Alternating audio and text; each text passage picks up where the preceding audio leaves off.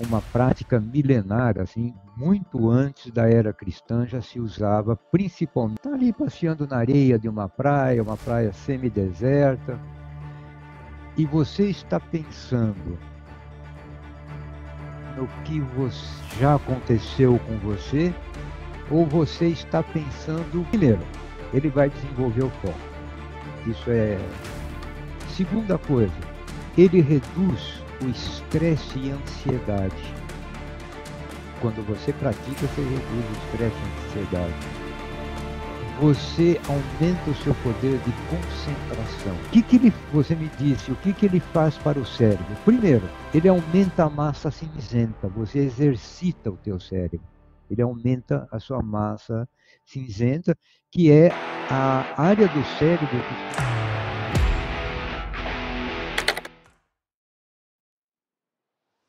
Olá, boa noite, tudo bem? Eu sou o Anderson e este é o programa Ernesto Responde, com o Ernesto Abercor e os seus convidados. Muito obrigado pela sua audiência. Se você está chegando em nosso programa pela primeira vez, siga o nosso canal, deixe o seu like, faça comentários. O programa Ernesto Responde vai ao ar a cada 15 dias, sempre às quintas-feiras. Um recado importante: se a sua empresa está precisando de um ERP, consulte lá erpflex.com.br. É o site da empresa do Ernesto. O Ernesto é fundador da Siga, da Microsiga e da TOTUS e tem toda a sua experiência depositada na ERPflex. Um software moderno, completo, robusto e que atende todas as necessidades do mercado. erpflex.com.br para saber mais informações e obter o atendimento da equipe do Ernesto. No programa de hoje, Mindfulness, ou Atenção Plena.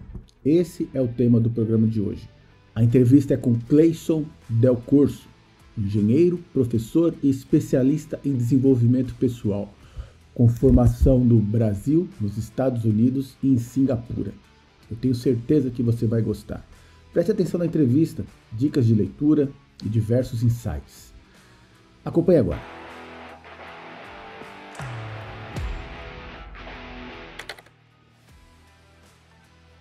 Pessoal, hoje estamos aqui novamente com o Cleison.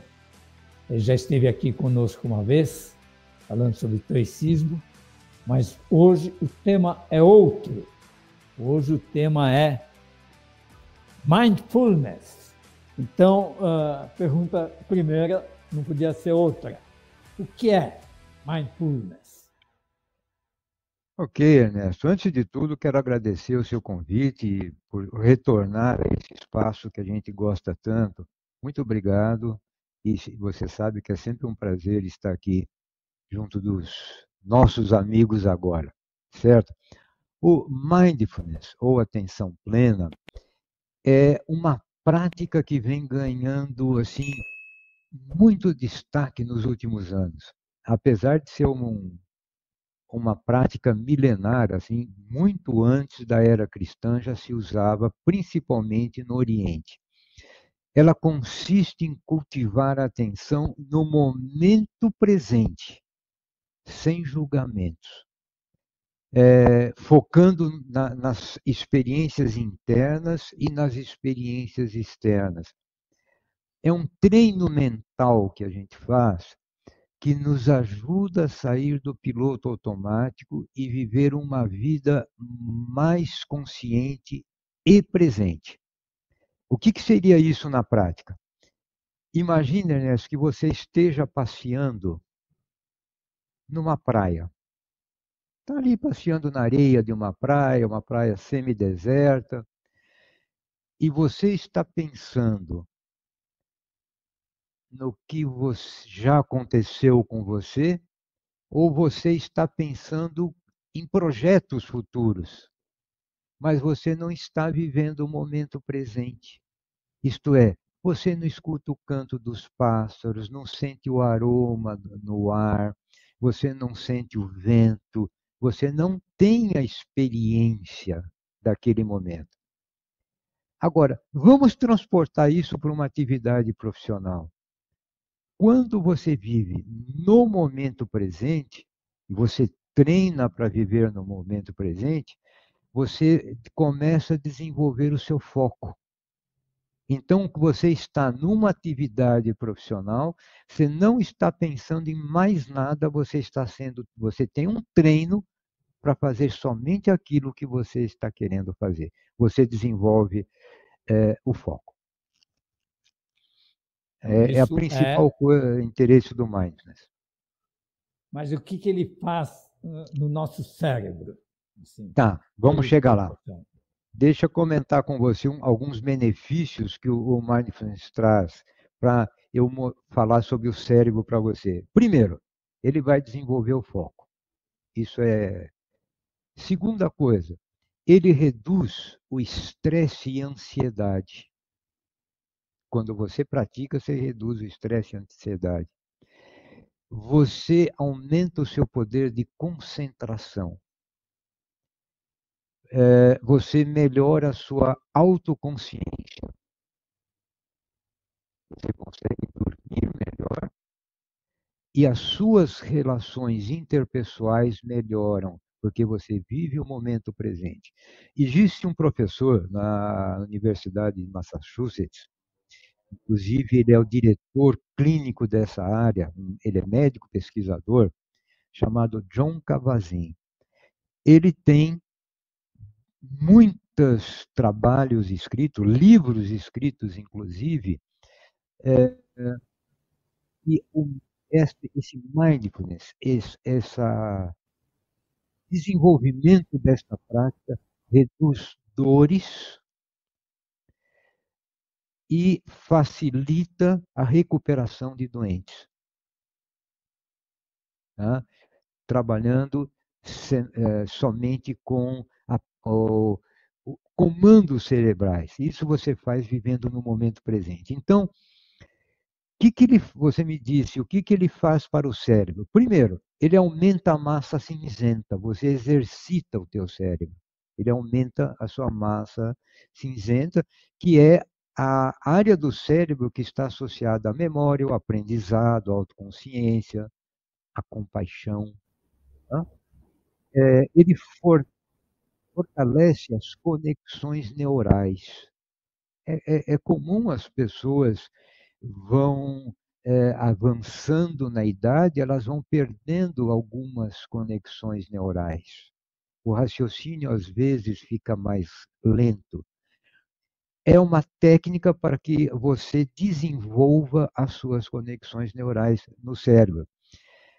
Reduz a atividade da amígdala, aquele tem lá dentro, atrás do cérebro. Por que reduz? Ele produz um hormônio, quando você pratica isso, que reduz a atividade da amígdala. Isso faz com que reduza a sua ansiedade, o seu estresse e o seu medo, aquele medo que a gente tem de fazer as coisas.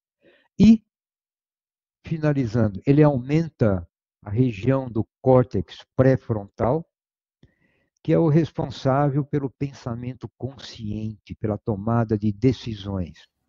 Então, ele dá clareza mental, reduz estresse, reduz ansiedade, melhora a qualidade do sono, aumenta a empatia, aumenta a resiliência.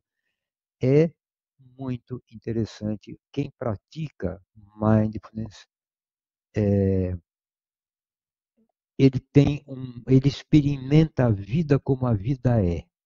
Ele vive o momento presente como o momento é.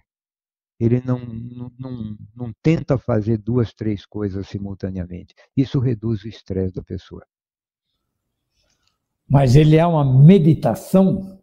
Não.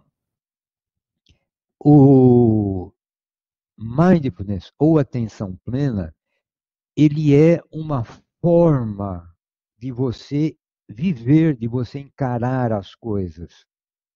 Você chega no mindfulness através de meditação. Você chega através de práticas. Você chega através de observar a sua respiração. Tá? Então, ele não é uma meditação, mas quando você pratica meditação, você entra em mindfulness. Quando você para tudo e presta atenção na respiração, você entra em mindfulness. Tá? Ele não é a meditação, mas você chega na meditação através dele. Quando eu estou rezando, eu estou fazendo mindfulness? Não, também não está. Deixa eu te dizer uma coisa. Quando você reza, você ora, você não vai para o mindfulness. Mas para você orar, para você rezar, você tem que se recolher, sabe? Você tem que olhar dentro de você, independendo de qual é a linha religiosa da pessoa. Não depende. Você, se você for um cristão, você vai perceber que lá na Bíblia tem uma passagem que eu vou citar assim, só citar, que se você quiser falar com Deus, você se feche no seu quarto e fale com Ele.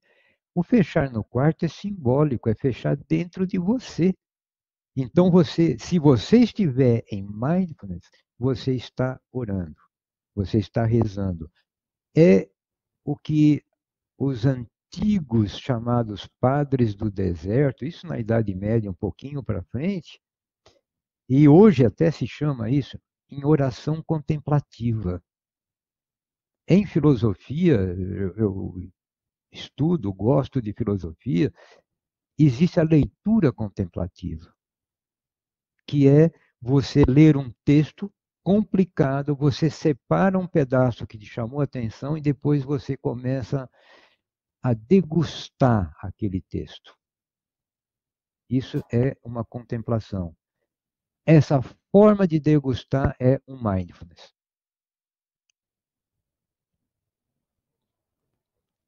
E aí eu posso fazer isso em qualquer lugar ou tem que ser num lugar específico? Não, Assim? olha, esse é um grande problema. Quando você fala em mindfulness, as pessoas pensam, eu preciso botar uma música, botar um incenso, sentar no chão. Néstor, cá para nós. Se eu sentar como esse pessoal medita no chão, com 77 anos, você precisa daquele pequeno guindaste que te levanta assim para você levantar, porque não dá. Então, eu vou comentar com você. Você pode praticar mindfulness aonde você estiver. Vou dar alguns exemplos para você. Eu, pessoalmente, pratico mindfulness há mais ou menos 20 e poucos anos.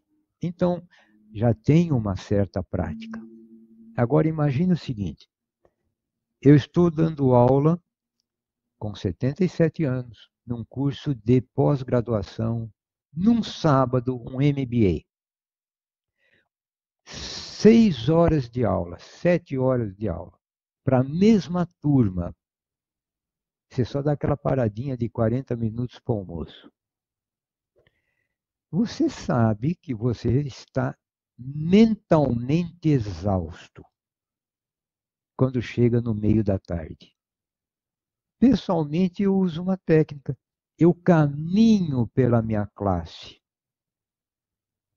e sincronizo o meu passo com a minha respiração. Se você fizer isso, sincronizar o seu passo com a sua respiração, você não consegue pensar em nada. Então, o seu cérebro é assim, aquele cochilinho que ele dá, sabe? Ele descansa. Um outro exemplo, você está numa atividade dentro da sua empresa, no seu local de trabalho. Você não precisa tirar o sapato, sentar no chão e ficar on. Não precisa fazer isso. Simplesmente você fecha os olhos, inspira e expira 3 vezes. Você procura, mas prestando atenção na respiração, você reduz a sua frequência. Se você estiver agitado, estiver ansioso, estiver meio estressado, saia da sua cadeira e vai à região do café. Só que vá sincronizando o seu passo com a respiração. Cada um vai descobrir o seu. Por exemplo, eu dou 4 passos para uma inspiração. 4 passos para uma expiração. Para que eu faça isso sincronizadamente, eu não consigo pensar o que eu vou falar mais tarde, porque um aluno fez uma pergunta sem nexo. Eu não estou pensando em nada, eu estou só sincronizando. É um descanso fantástico. Então, você pode fazer do café até sua mesa, da mesa até o café. Algumas empresas, por exemplo, têm o refeitório no prédio próximo, quando elas estão em áreas assim, mais rurais, vamos dizer assim, a pessoa sai do seu ambiente de trabalho, ela caminha até o refeitório, ela vai descansando. Eu, pessoalmente, se estiver fazendo uma atividade, eu não converso com ninguém nesse trajeto. Eu estou descansando minha cabeça. Isso é uma técnica que é aprendida, é fácil aprender, facinho, muito fácil. A Tá? pessoa descansar o cérebro, não? Descansar o cérebro, porque o nosso cérebro, ele trabalha com uma determinada frequência. Ele trabalha com uma determinada frequência. Quando nós estamos estressados, estamos ansiosos, deprimidos, alguma coisa, esta frequência sobe. O que nós temos que fazer? Descer a frequência. O ideal, se nós conseguíssemos descer uma frequência assim, ao redor dos 12 Hz, 11 Hz, é um descanso perfeito. Que você consegue fazendo isso. E eu comentei desse professor do MIT, né, aliás, ele é do complexo, mas ele é do hospital do MIT, lá do Massachusetts, o John Kabat-Zinn. Ele, terminado o curso de medicina dele, ele, como se estivesse fazendo uma residência, ele estava no ambulatório do hospital. E ele começou a perceber que existiam alguns monges budistas que vinham se consultar no hospital, ou vinham para o ambulatório. Mas todos porque ou chutaram uma pedra, quebrou um dedo, ou porque torceu um pé. Ninguém vinha por estresse, ninguém vinha por problemas psicossomáticos, etc. Então, ele, muito educadamente, se convidou para visitar o mosteiro e ele percebeu que eles praticavam a atenção plena, o mindfulness, dentro desse mosteiro.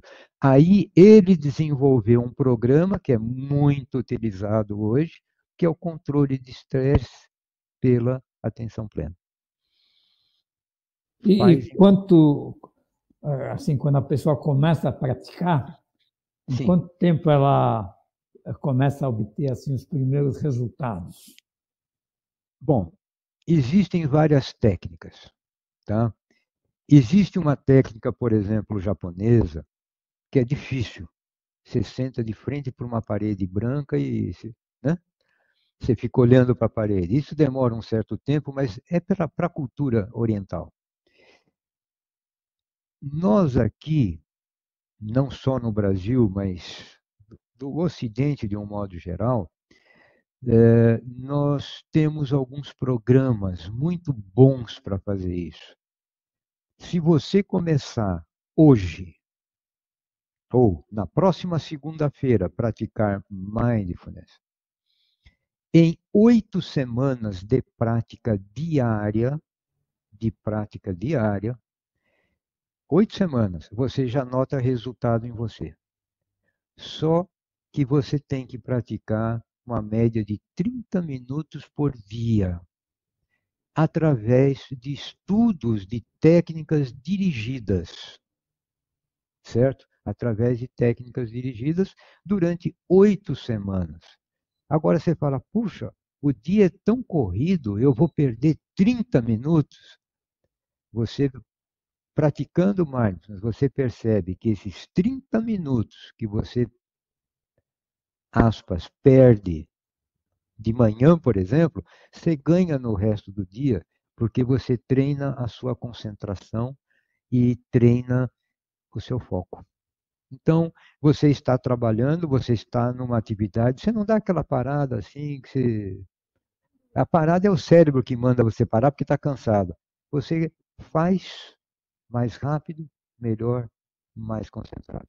8 semanas é o suficiente para você sentir variação. Agora, eh, você começa a ter prática nisso depois de um bom tempo que você faz. Mas você tem que treinar sempre. Pessoalmente, por exemplo, às vezes, estou em São Paulo, na Avenida Paulista. Estou dando um treinamento, por exemplo. Eu me sinto cansado. Depois do almoço, eu dou uma caminhada de uma quadra, volto, praticando na Avenida Paulista um mindfulness. Descanso. Eu volto a tarde inteira para fazer o que eu tenho que fazer. Tá? É assim que a gente trabalha. 8 semanas, 30 minutos por dia. Mas tem alguns exercícios Tem. específicos? Assim, Eu vou, inclusive, mostrar para você, olha, um livro. Quem quer atenção começar plena. a aprender? Chama-se Atenção Plena. E esse livro é Atenção Plena Mindfulness, é o nome do livro. Como encontrar a paz num mundo frenético. O autor é Mark Williams. São exercícios que são feitos pela Marinha ou pela Força Aérea Inglesa, eu não tenho bem certeza. Ele tem uma parte teórica, para quem não conhece nada é perfeito. Tem uma parte teórica explicando o que é o mindfulness. Depois ele tem 8 semanas de exercício escritos. No final do livro, você vai encontrar um CD com os exercícios gravados em português. Você coloca no computador. Se você não tiver um gravador de CD ou um reprodutor, você pode, com um código que tem no livro, baixá-lo da internet e você coloca no seu celular e pratica durante 30 minutos. Para praticar, você precisa estar sentado num lugar silencioso, tranquilo, 30 minutos. Os nossos ouvintes, os nossos amigos que estão aqui, se quiserem praticar, vocês vão perceber. E eu vou deixar um telefone aqui para vocês falarem comigo se vocês não conseguirem.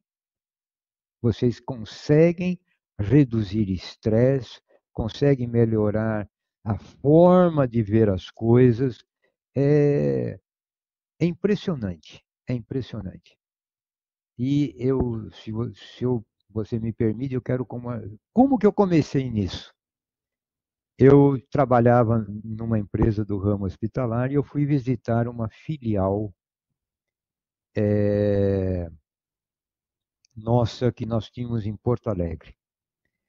E eu cheguei num sábado, eu estava em Santa Catarina, peguei um voo para Porto Alegre e cheguei no sábado. Fiquei sábado, o gerente me levou para conhecer um espeto corrido, aquelas coisas todas deliciosas que o gaúcho tem. E no dia seguinte ia jogar Guarani de Campinas contra o Grêmio. Ele me levou para assistir o jogo. E, na época, o Guarani era um grande time, foi campeão brasileiro, também só uma vez, mas tudo bem. Ele Ainda hoje é um grande time. é um grande time. Eu moro muito próximo ao Guarani aqui. Eu fui conselheiro do Guarani, eu gosto muito do time, tenho muitos amigos lá. O Guarani fez um gol. Agora imagine você, Ernesto, sentado na arquibancada, só tem gremista, um bugrino, que é o do Guarani, lá sentado, na hora que faz o gol, levanta. Levantei. Aí eu falei, eu dei uma bola fora, peguei, sentei.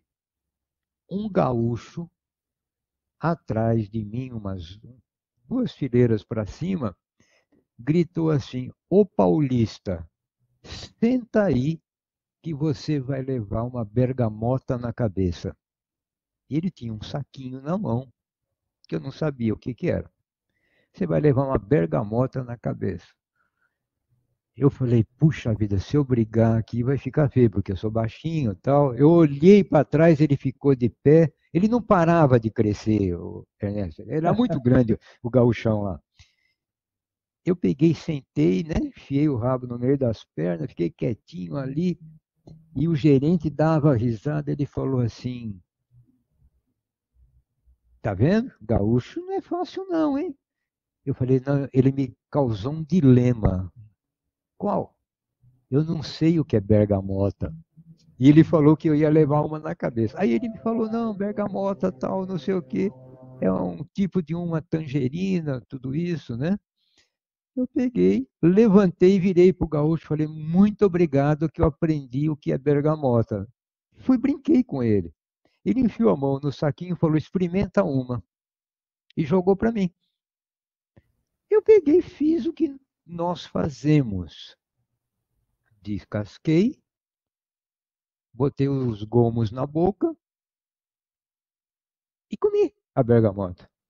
Aí o gerente virou para mim e falou assim, Cleison, quantos gomos tinha? Qual era o sabor? Você percebeu se tinha o mesmo número de semente em todos eles? Eu falei, não percebi nada, eu comi. Ele falou, não, você engoliu, você não comeu, você não saboreou. Aí ele me falou, você tem que aprender a viver no momento presente, pegar qualquer alimento, sentir o sabor. Aí depois, à noite, nós fomos jantar, ele foi me explicando como que eu deveria me alimentar. E é uma prática que eu utilizo hoje. Até um pouco mais lenta, mas você é, ingere o alimento sem pressa, já no fim o tempo é praticamente o mesmo, mas você saboreia, você, na sua imaginação, quem fez isso? Por que, que a pessoa descobriu essa receita? Você vai pensando no alimento, você desconecta daquilo que você está fazendo durante o dia. É uma maneira de você viver em mindfulness também. Quer dizer que o mindfulness ele pode ser aplicado em muitas atividades. Muitas Dizer, atividades, muitas na atividades. nossa vida. Você acorda de noite, não consegue dormir. Eu faço isso até hoje. Eu começo a praticar um pouquinho de focar na minha respiração. O sono vem. Quando você passa assim por algum estresse qualquer, algum nervoso qualquer, há 6 meses Caso de atrás, doença também, né? caso de doença, a gente tem. Eu tenho nós temos um amigo comum, o Anderson, ele sabe disso. Eu tenho um problema genético que os meus rins vão perdendo a função. Eu praticamente tenho só um rim funcionando em parte.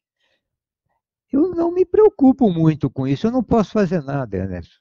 O que eu posso fazer é me cuidar, não comer coisas que cansem o rim. O que compete a mim, eu faço. Agora, o resto a natureza está cuidando. Mas isso gera um estresse.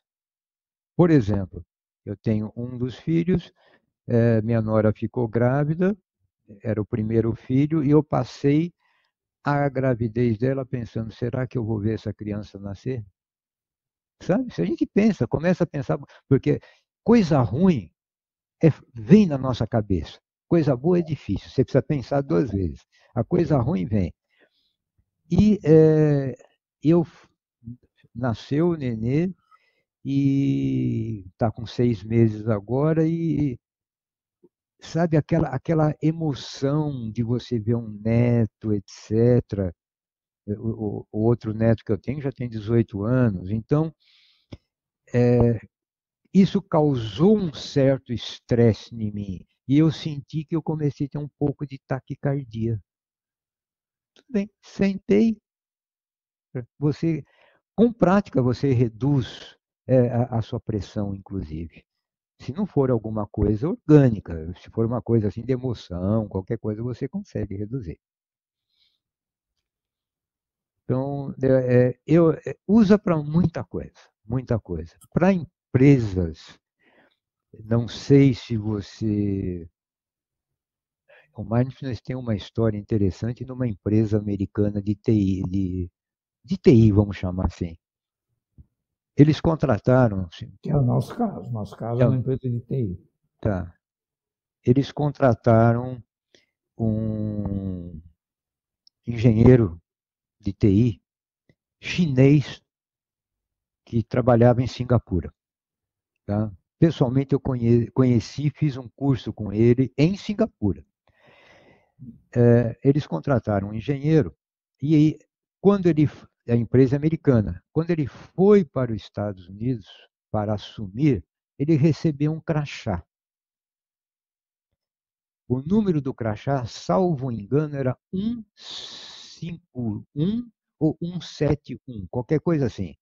Mas era menos de 200 o número dele de funcionário. E ele foi para ser um engenheiro de TI. Aí a direção, o grupo daquela empresa começou a perceber que aquele departamento era mais harmônico, era mais tranquilo. Então, perceberam que ele praticava mindfulness com os colegas dele, ele ensinou. E ele foi promovido. E ele foi implantando o sistema dele dentro da empresa. As ideias doidas que ele tinha de gestão, ele foi colocando. E a empresa cresceu. E ele se tornou um diretor dessa empresa. Essa empresa chama-se Google.